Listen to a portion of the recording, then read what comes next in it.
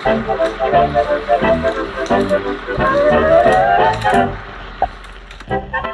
is Entertaining the Light with Amanda Beck and Whitney Ann Jenkins, where we discuss and challenge the starving artist archetype. Okay, here we are, the first episode of Entertaining the Lights. Here we are. This video podcasting is a little different for me because I'm used to hiding behind the microphone in my other one. So this is bringing up all kinds of fears and anxieties and many things that come with performing. Absolutely. It feels like a performance, which it's not. It's an authentic conversation, but that's the struggle. The imposter syndrome is there for sure. But hey, I watched so many interviews with Viola Davis, and she talks about like imposter syndrome and feeling like she doesn't know what she's doing going to set. So I'm like, look, if Viola Davis doesn't know what she's doing, then I don't have a chance. Right, exactly. So this podcast has been a long time coming. Amanda and I have been talking about these subjects for over a year now, every week. Every week, multiple times a week, which is, it obviously was something important if we made that commitment. Right. Yeah. So we thought that this would be the best way to share things that we've learned and the topics that we keep coming back to that seems to have like a wealth of material and interest for us. And if it's interesting to us, then it must have interest to some other people out there. So Yeah, absolutely. And I think just, you said to me before we started this, remember why we're doing this. And I think that that's just something that was and is really on both of our hearts, which is, bringing a conversation about mental health in the creative and entertainment industries, and not, we are coming from a psychological perspective, but I think maybe we can talk a little bit about humanistic psychology and how it's a bit of a different approach. right. Humanistic psychology is looking at a person from a holistic viewpoint and not looking at symptoms or specific behaviors, but looking at how a person is able to live to their most fulfilling life. And Yeah. I'm sure you've heard of Abraham Maslow and hierarchy of needs, and that goes along with humanistic psychology. But we're looking at taking those concepts and applying them to artists and creatives and performers specifically, because there's this concept and paradigm that's romanticizing the starving artist, which I know that I've experienced in my life pursuing my paths that I have. Yes, me as well. I think, being multi-passionate and wanting to, study psychology and doing writing and studying nutrition, and I feel a little bit all over the place, but I think that I've felt really wrong in that. I felt that I don't like deserve to be an artist in that way if I'm not, like, I moved to Los Angeles and I felt like, okay, but I obviously still don't want it bad enough because I'm not living in the cheapest place I could find and working, as a waitress and living with four other people, and like that, like that was a real like thing for me where I'm just like, I don't feel like I don't deserve this, or I don't feel right about this. Like the idea of having to sacrifice in order to pursue your passions, or also like on the other spectrum of that, be super famous, In order to have value right? around the work. Yeah. Yeah, and that's something that we've been talking about a lot too, is the value of artists in society in the first place. I feel like it's something that isn't really discussed very much. And an artist is such an important part of storytelling. And storytelling is a way that we understand humanity. It's on how we interpret, it's how we like make sense of being in this world in the first place. Right. And I remember reading an article about like poetry and how like there are things that you can learn through poetry about the human experience that like science can't describe. There's, I don't think it's valued. I don't think it's thought about how much, like, if you were to take away the art, like, what would be the point? How would we cope with and understand being human? Right. And I think there's another thing that we talked about that we leave out of the conversation a lot when it comes to psychology, and that is beauty, and Yeah. applying beauty to the human experience and what that really means in fulfilling self-actualization. Yep, absolutely. I think I don't know where I first read that, but I know that that was brought to my attention when I was reading The Soul's Code by James Hillman, and he was talking about that, how it's like there's such an absence of beauty in psychology, and it's like, to make everything so clinical, to make everything clinical, it's like you take away the part of what it means to be fully human. And like he says, like life, it's quite a beautiful thing. So I think, in terms of art, like that's, we need to talk about artists and how they're important. And also, I mean, I've heard artists, say this. I've certainly felt this way myself, of like, oh, I'm not doing anything important, I'm not like a doctor or anything. And it's just an entirely different thing. We don't need to compare those things. Yeah, and looking at creativity specifically in our specialization within psychology and what we're studying, and finding gaps in the research specifically related to psychology and performers in particular, because there is a lot of research about the arts, but much of it is having to do with expressive arts and how you can take an art form and use it to heal or help you get through like a certain situation, or expand your mind in a different way that you hadn't thought of before. But artists and performers and creatives in particular really go through very specific things in their own lives that aren't really looked into, that are very unique to the profession. And that is how I came to wanting to study psychology and the performing arts in the first place. Is even when I was a kid, I would act out like scenes in my backyard and like really dig into trying to understand the human psyche and the emotions and why characters reacted the way that they did and how that applied to my life and my experiences. And then I went on to performing in the community theater and amateur, onto like academic acting, and then into the professional world. And I really was able to observe like situations that I went through and think about them and how they applied to my life and everyone else's in a reflective way of, this is not a thing that normal people go through, and it's not really looked at. Yeah, for sure. I've definitely seen it actually was pretty fascinating to me that like there was such a gap in the research on like mental health. On, I mean, I was looking at actors specifically, but yeah, definitely was not that much, which is it's fascinating to me, because I mean that's why I think you've told me like that's why you were drawn to this program, is because there hasn't been like a fuse of like psychology and acting. Which I remember when I was first looking at wanting, like, I mean, years ago, when I was thinking about like, I want to get my master's, I want to get in psychology, but it'd be really cool if I could, because I'm an actor and I want to be able to like also apply what I'm learning in psychology to acting. And there wasn't anything. And this isn't even that. I never would have known that this was it. So I think, being like guided here, and then realizing, oh, like this is where, I can fuse those things. But yeah, I think, I don't know, it's fascinating to me that there was not, like, acting is you're being a human. So it's like that's your thing, is you're embodying a human experience, and then there's not research about what that does to you as a human, as an actor. Like, Yeah, so one of the last plays that I did, I had an experience where the character that I was playing tries to commit suicide. And I found myself after rehearsal one night going back to my dark house. It was empty, I was all alone, and sitting on my stairs and just being in a really, really dark place, and kind of like being frightened by that and not knowing what to do. So I had to call the producer of that show, and she talked me down, thankfully. But it was in that moment that I was like, there's a real need for exploration of these things.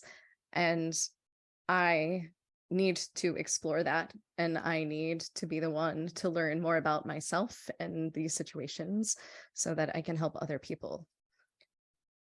Yeah, absolutely. And I think the thing is, like, I've had a lot of experiences, thankfully, that have been very positive and cathartic. I've had so many great mentors and teachers, who have guided me along the path.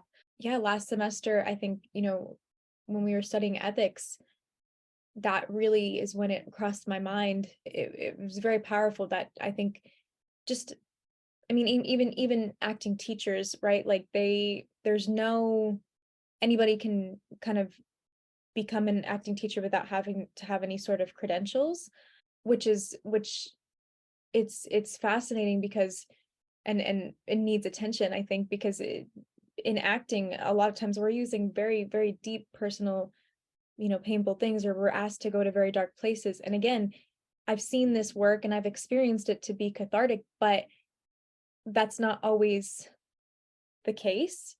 Right. Uh, Yeah, there's a very deep sense of vulnerability when you really get into it, that if it brings up a trauma that you've experienced, it yeah. can be very challenging to overcome, especially if the person who is holding that space isn't trained into how to handle or deal with the trauma that arises. Yeah, absolutely. And it's something that I've thought a lot about, as far as like, we're taught a lot about how to get into character, but we're not taught so much about how to get out of it and how to separate from it. Absolutely. In all of my years of like my acting experiences and performing, like, I was never ever taught how to separate those two things. And it can be quite confusing and get a little muddled sometimes, especially when we talk about showmances. And I would love to get into, probably have a whole episode about that topic in itself, because I think it's a very common experience that actors and performers, even musicians and dancers and people in the circus, everybody experiences, Yeah. that I think is really like something that is not taken seriously, because it's usually something that people make light of whenever they're talking about it. But there's a real uh, need for discussion, because it does lead to really real consequences.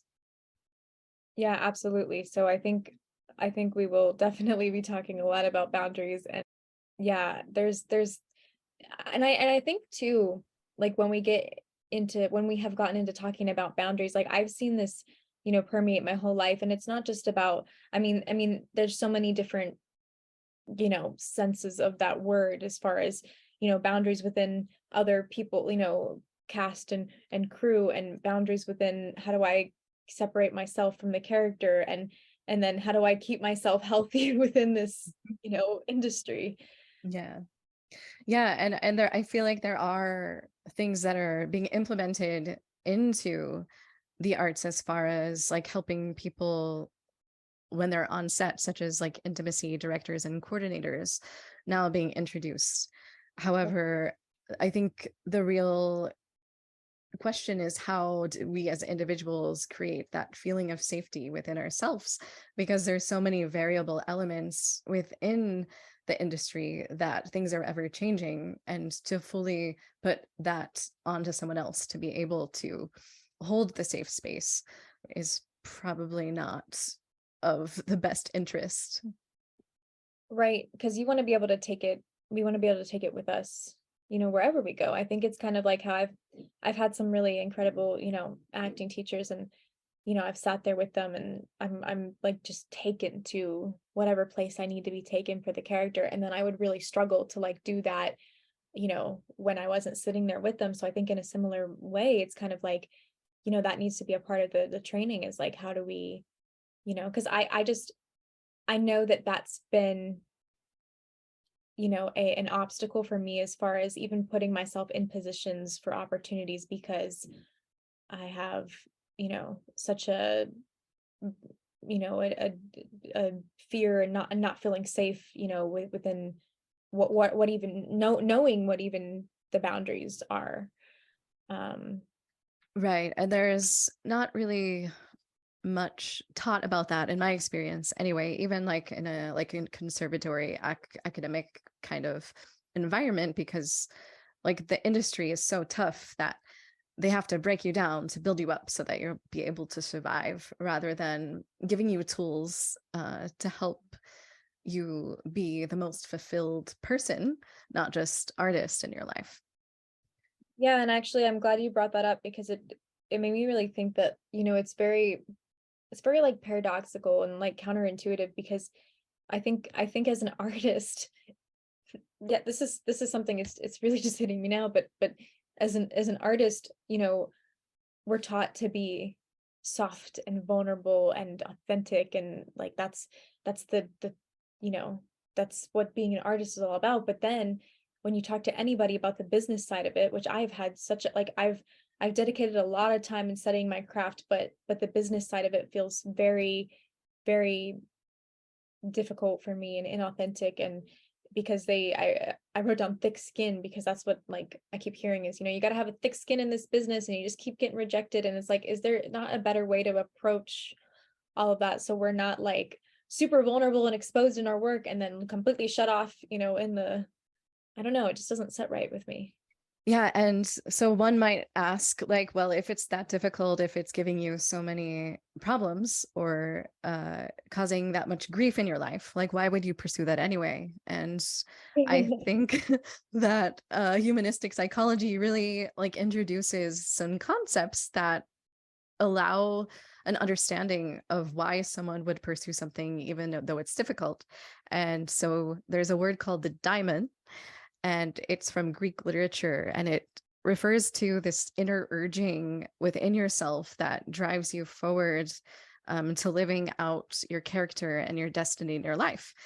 And Carl Jung also used this word as a synonym for a part of the unconscious, concerned with life purpose. And he thought that it spoke through intuition and dreams. And Rollo May also likens it to the urgings of one's inner nature, akin to an aspect of a life force. And he said the daimonic is the urge in every being to affirm itself, assert itself, perpetuate, and increase itself. And the reverse side of the same affirmation is what empowers our creativity. And depending on the way an individual related to the power of the daimonic, he postulated that it could be a force that propels one to the fulfillment of his or her potential, or driving them in excess toward their ruin. And I think that concept is really fascinating. Yeah, so I think that's what, attracted me to studying humanistic psychology in the first place, was that like the the calling, the inner, this diamond that I didn't have a word for before. Right. Um, because I've just dealt with so much anxiety in my life, and it was starting to really become a limitation, for me. And it wasn't until, I started being like, there's got to be a different meaning for this. There's got to be like, I didn't come here to be like, oh, you have anxiety, so you can't, you're just gonna have to deal with that. And it's like, no, like it's for a purpose. It's I knew that it was, I just had to start looking at it differently and being like, maybe I'm not having all this anxiety, because it's meant to destroy me and I have to overcome it and I have to fix it. Maybe it's there for a reason. It's telling me that there is something that needs to change in my life. Um, and so that's what I looked into to studying, was the relationship between, I didn't have words for it before, but now I describe it as the relationship between creativity and anxiety. And Mhm. I've been looking at that as well. Like I really see it, for artists, if we can look at it this way, is that creativity and anxiety are um they're two sides of the same spectrum. And so it's not so much as the whole pain for fuel thing. um I think this is a whole different paradigm. It's more of, if something is in our being is repressed, that's what's causing anxiety. panic, depression, and the Yeah, like, right? Like it's definitely. expressed. Yeah, and if you have this diamond inside of you, this spark that is a driving force, and then you're required to participate in a society and try to rearrange yourself and your authenticity to try to fit in within the structures that are built for you, rather than being able to like freely express yourself, then that is when a lot of these things rise as far as depression or anxiety. And I have experience similar to that too. Is I was working a full-time job and I was performing full-time, and I was like trying to like sort of straddle these both of these worlds. And I ended up like going into the hospital for a week, and they couldn't figure out what was wrong with me. And what I realized is I was not living to my true purpose. I was trying to fit within the constraints that society had like set up for me, and I wasn't living authentically.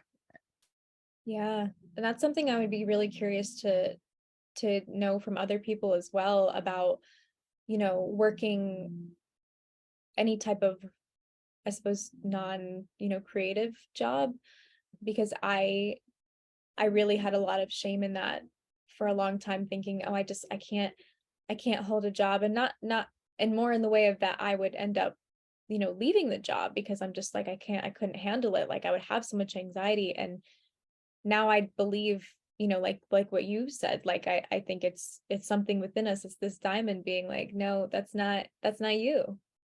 There's a better way. Yeah, and also Rollo May has a quote, and I would like to share it because I think he says it way more than I can paraphrase it. So it says, whereas moral courage is the rightings of wrongs, creative courage, in contrast, is the discovering of new forms, new symbols, new patterns on which a new society can be built.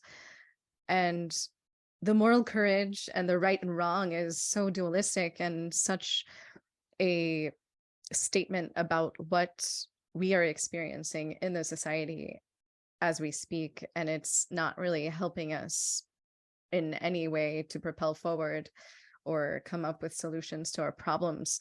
So it's so important for creatives and performing artists and any kind of artist, even if you're creative in your everyday life, to be able to fully express that without having to constrain it and repress it, because it's imperative to our society moving forward and being innovative.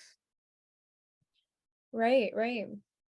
Yeah, I think he also says something about that creativity or creating is like the necessary like sequel to being, which is really, it's like something I just have to like sit with. Are you really living if you're not creating? And that doesn't even mean you have to have a creative career, but it does mean you have to have creative control over your life. Or a creative intention, or just an awareness of that every moment of your life you're actively creating something. Yeah. And creating from your authentic self. And I think that's something that I am really excited to talk more as we get more into these episodes as well, is just the idea and the role of an artist. Because, the whole idea is that, as an artist, you're meant to be forging your own path, but that's goes against our how we're wired. We're wired to know what's the next step. That's how our body knows that we're safe. So an artist is going against all of those things, which again brings me right back to this gap in the research on the mental health and physical health, um, of someone that's consistently required to do that in their work. Yeah, over and over again. And the idea of safety in itself, and what that really means, and how we can feel safe in order to be able to, be as creative as possible in fulfilling our potential. Yeah. Yes, exactly. And then I love that you said that too, because I kind of typically tell people, I'm like, I don't really feel like I belong in any one place. In the corporate or academic world, there's kind of this thing that at least I've personally felt, um, about, that the art, it's just not quite taken. It's like it's a hobby, or you need a backup plan, or a real job kind of thing. Like that's only like happens to like the lucky few, and like good luck. It's really difficult. Um, But then it's really interesting because then coming here, I'm like, oh, like I'm kind of feeling the same way in a different way about being in the artist community, where I'm like, I don't feel like I'm taken seriously as an artist if I tell people I'm like in, studying something else or have a different, job. And so I've never viewed that, as a backup plan though. And now I have, after talking a lot with you, I've really come to this whole idea that's a boundary in and of itself. That it's not a backup plan. It's that I'm creating this container for my life in which I can flow freely and I can be my most authentic and creative self. Yeah, you're giving yourself other options to be able to fulfill all of your desires rather than feeling that you need to sacrifice any part of yourself in order to fit within what has been built for you already. Right. Absolutely. And that's, I mean, again, that just takes us back to the whole idea that humanistic psychology was founded upon, which is being fully human. And I've always had a hard time describing myself because I feel like we, especially, in Western culture, really identify off of, what do we do for a living? And that's it. I mean, as an artist, how do you even answer? I mean, like my soul, my career and my job and my soul is an artist, but does that mean I'm only an artist of value if I'm making money off of it? Well, also, there's like a survey and like the Gallup poll, and it polls like what is the percentage of people who are satisfied in the workplace? And it's only 33% of people who are satisfied in the workplace. And That's so when you take that number and you apply it to what we're talking about, that's kind of sad if people are saying that the career is like the first thing that right. they're going after and it's not fulfilling them in any way. Yeah, and I think like I've always thought about too, like work, it's like it takes up so much of your life. Like I can't just have a job. I need to be doing the work here that I came here to do, that I'm passionate about, that fills, my heart's desires, that I can be of best service to the world and to myself, like it takes, I mean, just think of a 9 to 5 job. I mean, you're there, at least 40 hours of the week. You need to be enjoying what you're doing. Like, Yeah, and there's not anything wrong with people who might enjoy a structured lifestyle like that either. Just as there's nothing wrong with artists who choose to pursue the path of like, auditioning for commercials and, projects that are funded by big corporations. There's nothing wrong with that. right. It's just if it's authentic to yourself. Exactly. Yeah, it's exactly. And I mean, some people really enjoy doing those things. Just like I think that people don't understand, us like going to school, and that sounds like terrible to them because they don't want to be in school. And like I get that, and no, but that for us is authentic. Like there is a part of us that's unfulfilled unless we are learning in that environment too. Yeah. So With also the understanding of, yes, like we can learn on our own and perhaps school isn't the most necessary thing that we need in order to like fulfill our next steps, but embracing the potential good that could come out of attending these things. yeah, and it's just it's we have to get into that mindset, I think, too, of especially as artists, like if it makes us happy, like it doesn't have to make sense to other people. Like you just have to follow, and it's not gonna make logical sense. Like it's really not. Yeah, especially also when you add in like social media and like having to show up in a certain way in order to feel like you're seen and trying to be authentic and the same time. uh, there's so many things that I'm really excited to dig in deeper with and explore, and bring on guests and other artists who go through these challenges within mental health, and also like other psychologists who are studying similar things to us. I'm really excited to like dive in and talk about these things on a much deeper level. I am too. I'm so excited. Let's do it. Go time. Well, I think we've I always think that we've talked for less time than we have. Hopefully we've given a really solid overview of, why we're here and what we want to talk about, and what you can look forward to.